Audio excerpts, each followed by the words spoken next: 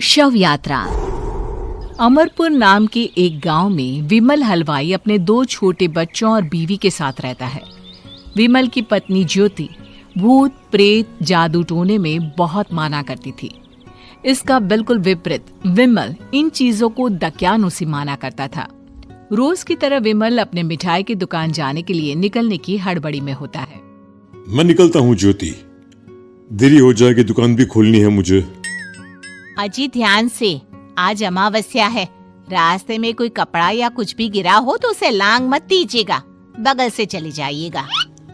अरे ऐसे तो तुम मुझे पागल ही कर दोगी क्या?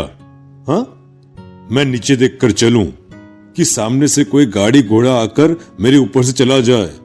दोनों हालत में तो मेरी ही मौत है। अरे क्यों सुबह सुबह इतनी अपसुगनी बातें कह रहे हो जी?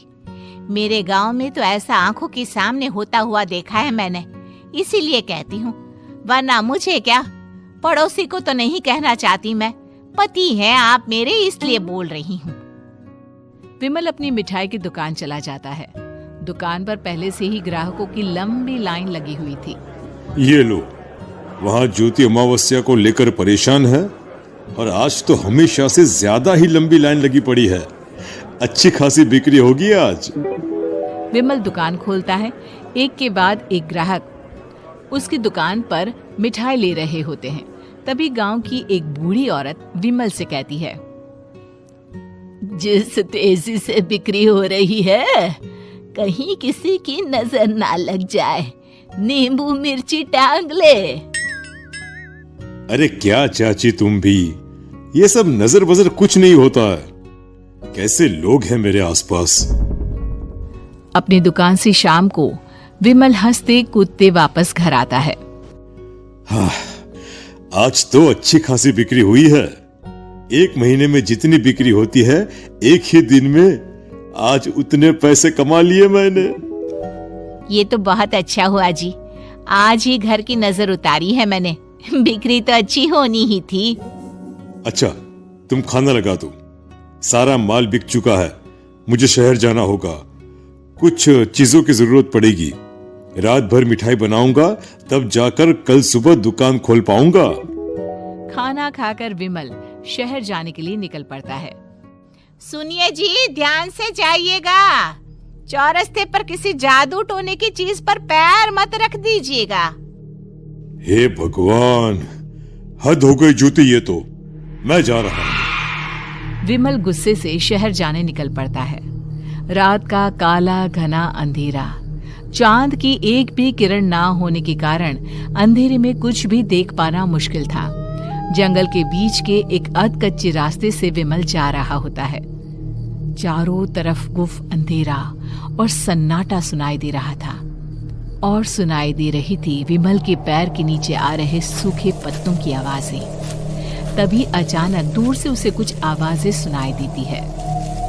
अरे, ये इतनी रात को जंगल के रास्ते कौन जा रहा है? शायद कोई टोली होगी।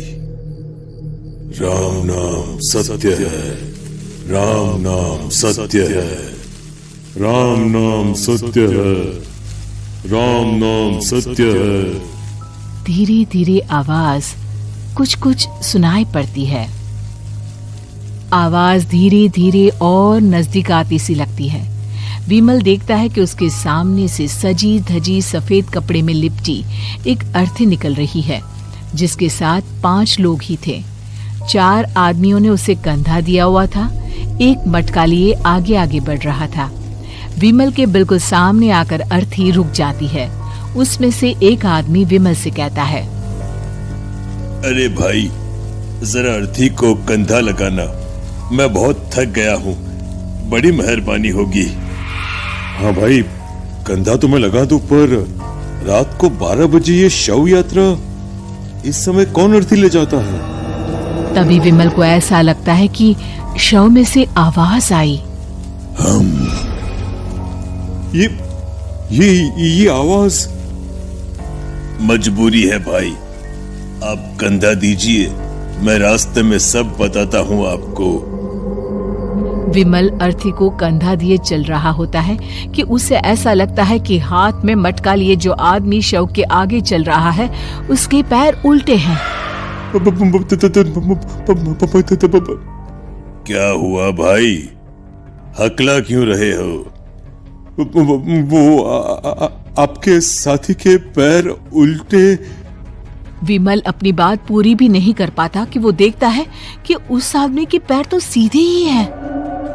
अरे नहीं, कुछ नहीं, मुझे शायद वहम हुआ होगा। धीरे धीरे सब आगे बढ़ रहे होते हैं। तब विमल को अचानक लगता है मटके में से एक हाथ बाहर आ रहा है। विमल घबरा जाता है। इसके पहले वो कुछ बोल पाता, कल्लू कहता है, मेरा नाम कल्लू है। हम 6 दोस्त थे, जिसमें से एक को तो तुम सोया हुआ देख रहे हो। इतनी पक्की दोस्ती थी कि जैसे हम सब सगे भाई हैं। पर किस्मत का कोई क्या कर सकता है। आज से 4 साल पहले एक नदी में हम सब नहाने गए थे, जिसमें डूबकर राजेश की मौत हो गई। किसी मजबूरी के कारण हमें उसकी अर्थी को रात को ही शमशान घाट ले जाना पड़ा। हम 5 उसे ले जा रहे थे। 4 साल पहले आप 5 में मैं कुछ समझा नहीं। मंकू अपनी गर्दन पीछे घुमाकर अपनी आंखें बड़ी बड़ी कर विमल से कहता है, अरे भाई, पूरी कहानी खत्म होने दो, फिर बीच में बोल लेना, ठीक है? तभी रास्ते में एक हादसे में अपने दोस्त के साथ हम सभी मर गए। वो सामने देखो, हमारा दोस्त। विमल सामने देखता है। उसे दिखता है कि एक ऐसा आदमी जिसका शरीर कई जन्मों से पानी के अंदर रहने के कारण सफेद पड़ गया है। उसकी आंखें बाहर की ओर निकली हुई थी। फिर ये अर्थी किसकी है? अर्थी के साथ के लोग अर्थी को नीचे रखते हुए एक साथ विमल की ओर देखते हुए कहते हैं, तुम खुद ही देख लो। विमल शव पर से सफेद कपड़ा हटाता है।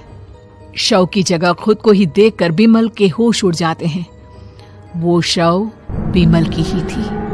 पलक झपकते ही विमल उस अर्थी की जगह पर होता है। 6 के 6 दोस्त उसी तरह अर्थी को उठाकर चलने लग जाते हैं। राम नाम सत्य है। राम नाम सत्य है। राम नाम सत्य है।